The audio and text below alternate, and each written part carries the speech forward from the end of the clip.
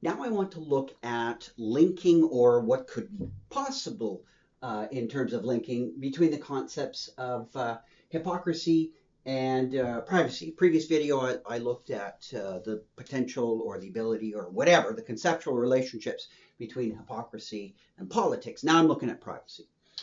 Um, and basically, if you recall the previous video, I talked a little bit about this notion of broad and narrow hypocrisy. There's various ways you can talk about hypocrisy in terms of trying to split the concept up a little bit to get a handle on it.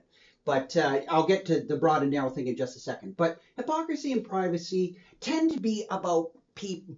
One way that we can sort of think of them together is that they're about people concealing things, right?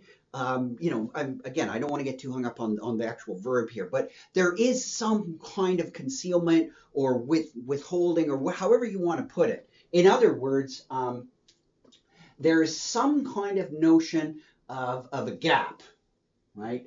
And in the broad sense of hypocrisy, the important thing is that there is this gap, and that will also be the case in narrow. But the broad one is just, in general, there's this notion of the real inner person, the true self is over here. Then there's this sort of notion of a public self over here, and the two aren't identical. So that's why I say there's kind of a gap, right? So there's something that is withheld or concealed or private, if you like, and then there's a public side. Now, we often talk about the right to privacy. We certainly don't hear very often about the right to hypocrisy, but we're going to look at that. Maybe there is a right to hypocrisy in another sense, and that brings the concepts even closer and harder to untangle. So what, again, we're looking at is what's the relationship between hypocrisy and privacy. Okay, so let's go back to the broad notion. So you have this sort of idealized notion of this true inner self, and it's the real me. You don't know me, you know the external me. The real me is buried deep inside, and that's private, and I may only share that with a few people or whatever. But hey, that's up to me whether I share it with anyone or not. I certainly I should not be compelled. I have a right to have this, essentially have a gap.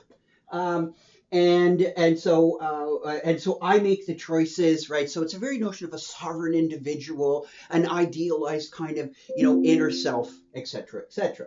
And so the public and the personal are kept apart. And if a person wants to blend them, well, go ahead. That's your choice, but you don't have to. Now, some people have said, look, think about this. This can raise all kinds of problems. If we really, first off, what's the true inner self? That seems to be, many philosophers today would critique that as saying, well, there really isn't such a thing. A person's self or whatever involves social construction, social negotiation, etc., etc. You're not born with this little perfect inner self that then makes decisions, right? That's a little maybe too Cartesian. But in any case, whether or not that's true or not, this notion of a gap seems to have this idea that there is this kind of idealized inner self. People say, look, if you have this gap, you're really introducing a kind of, sort of a split in the individual. And this undermines honesty. Like if I say, okay, well, you never really know who I am. You really never know where I'm coming from, because all you see, imagine if someone said this to you. Well, you really don't know me. I have an inner self, and I may not trumpet it, but you know that I have an inner self, and it could be quite different than what I say publicly. That might undermine your confidence in me, or at least it might lead you to say, well, I don't know what he really thinks, but this is what he says. But what he thinks could be very different. And maybe in the future, he might say something quite different or act in a very different way. So the critics of this sort of broad hypocrisy, look, this undermines honesty. And also, do we have duties to be open with people? Like, are we obliged to be honest? And some people say, yeah, in a way, we are obliged to be honest with others. And this fosters this notion of being dishonest by hiding ourselves when we go out in public and presenting this persona or a mask. And if that's the case, the critics would say, well, look, that kind of threatens communication, doesn't it? If I undermine your trust in me by saying, "Oh, you really don't know what I think," um, you're going to be wondering if we're really communicating. Like, I really don't know what you really think. And again, think about it. If you find that you're constantly second guessing yourself about what a colleague or a partner or whatever, or a friend or an acquaintance, I don't care what, when you're really thinking, I'm not sure what this person really thinks.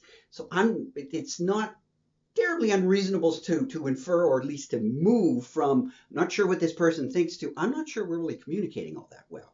And this gap is getting in the way, right? I just wish the person would come clean. So you can see why somebody some thinkers might want to push this line that this notion of broad hypocrisy, where they have this general gap, this is a bad thing, right? So we might say broad hypocrisy is a bad thing, right? And this gap is bad, etc., etc. And in literature, Moliere has this character Alceste, which the stuff that comes from your lips should be the true self, and anything that isn't, I detest people that hide themselves. They're cowards and blah blah blah. He's pretty rough on that, and he's like, we must have complete transparency.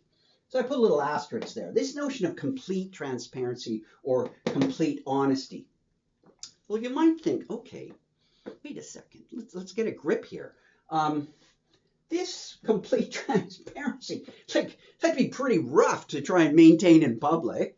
You think about, you think about this. You might really not know exactly who you are. This gap may not be all that deliberate. Sometimes we're like, oh, I'm not really sure how I feel about something, and so maybe I'm not going to reveal too much, or maybe I just get things wrong. So the gap is not necessarily something that everyone at all times in each case may completely understand, and it's deliberate to set up this dichotomy of the inner and the persona and the outward persona. That's maybe a harsh kind of judgment. Sometimes I'm just not that sure, and so maybe it's better if I don't speak up and reveal what I'm really thinking, because I'm not sure what I'm really thinking about something. Don't we all go through that? And so I'm not really trying to be dishonest or violate duties or threaten communication. I'm just unsure. Or maybe I don't even know that I've got things wrong about myself. And there is this gap. And as we've seen in previous videos, I could be a little self-deceived. We go through things like that. Do we really want to be that harsh about it? We did see, though, that Jesus was warning people not to be, sort of these unconscious, self-deceiving hypocrites. You get into trouble with your immortal soul over that. But do we really want to take that so literally as to just broadly, or in general, just condemn broad hypocrisy? So if we say something like, well, we're not really obliged to reveal everything. If someone just says to me, how's it going? And I'm in like a terrible mood or whatever, and I'm not going to pour out what I'm thinking to you. You're just taking a ticket at a movie theater, something like that. He said, yeah, how's it going, theater 3? I'm just going to say, wait a minute, I want to talk about how I'm feeling. No, that seems to be, listen, a convention, kind of out of place, maybe even stronger, inappropriate. The ticket person might say, look, I was just making chit chat. I really didn't want to know about your personal problems. So if we say something like, this is far too heavy of criticism, this is ridiculous, this is untenable, and we wouldn't even want it. We wouldn't want complete honesty, because I think we all know people that we say, hey, you share a little too much. So I think we generally have this notion of, maybe we can't pin it down. We might be like St. Augustine, when, what's time? I know what it is, just don't ask me. What's the appropriate amount of sharing and what isn't? I don't know what it really is, but I know that there is a distinction. So we have intuitions of kind of a zone of don't share that stuff that's in the non-shareable zone. And so this idea of a zone is very important to how we think about ourselves. And that's not anything bad. So if I'm not really obliged to reveal everything, then wouldn't it be okay to, keep some things hidden? You may not like the term hidden or whatever, but just there would be okay to just not reveal some things, in the sense of, I don't know, you have, maybe you don't, again, we have doors on washrooms and things like that. Everybody knows what happens in there, but that doesn't mean I want it revealed, right? So there is things that could be even in the zone that people know about, but that doesn't mean you want it revealed. So we have a number of conventions, and they could be fairly complicated about what's in that zone. And it's not always a matter of real concealment, but it's not to be revealed.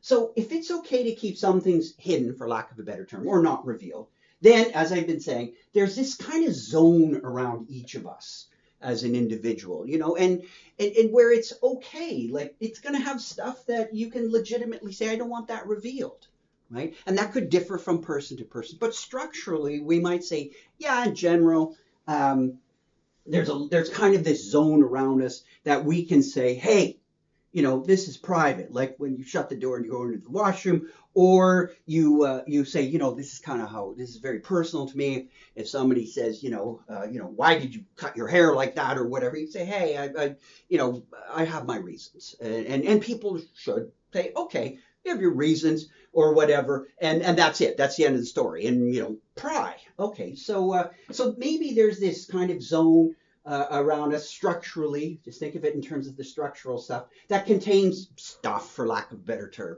that a person could legitimately not reveal. Like, no. And we would say, yeah, that's cool. So this little zone, this PZ, privacy zone, is this kind of a gap, right? Or at least it's based on a gap, right? It's not the gap itself. The privacy zone is right over here, but it's protected by this sort of gap. And then on the other side, you have the public notion. So that there is a gap between the personal, where that's where the zone is, and the public. And there's no hypocrisy. We're going to say that's not actually being a hypocrite if you say, I have my private zone here and I don't reveal that. Just for someone to say, oh, yeah, you're being a hypocrite. You might say, well, maybe in the sense of you just buy this notion of people concealing things and anything as being a hypocrite. Probably. But I think the moral condemnation of it we might resist and say, no, I have a right to this. And we don't have rights to hypocrisy. So maybe that's a way to split the concepts, even though they kind of are involving people concealing things. So it's not always easy to keep these things apart. But generally, the privacy thing doesn't seem to have this negative connotation. But again, how to say exactly what's in the PZ, right? That's not clear, right? How to legitimately, like, you can always just put your foot down and say, this is in the PZ and that's it.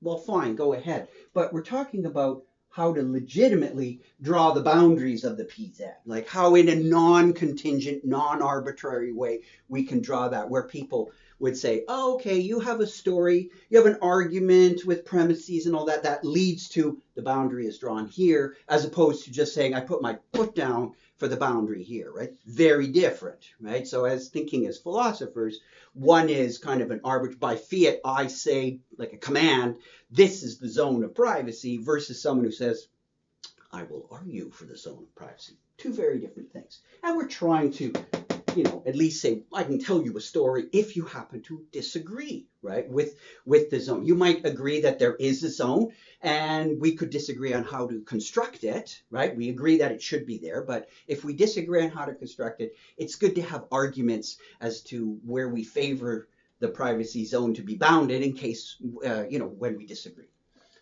So the upshot seems to be that, yeah, to just simply go against the whole very notion of a gap, right? Which is basically the idea of broad hypocrisy. Any gap is awful, and then we become like Moliere's Celeste, complete transparency, or you're a hypocrite. That seems to be counterintuitive, because we seem to have this intuition, and it could be completely based on culture or whatnot, and it seems to be that there's a lot of that in there too. But it seems to be that condemning broad hypocrisy, just to wipe it out, leads to counterintuitive results. In other words, we want to say that, when we talk about this gap, the gap's not so bad, but we have to dig into, maybe be a little bit more like case by case, like, well, how's this gap being set up, and what's going into the PZ as to what's not, how can we justify that, how can we tell this story on the boundaries.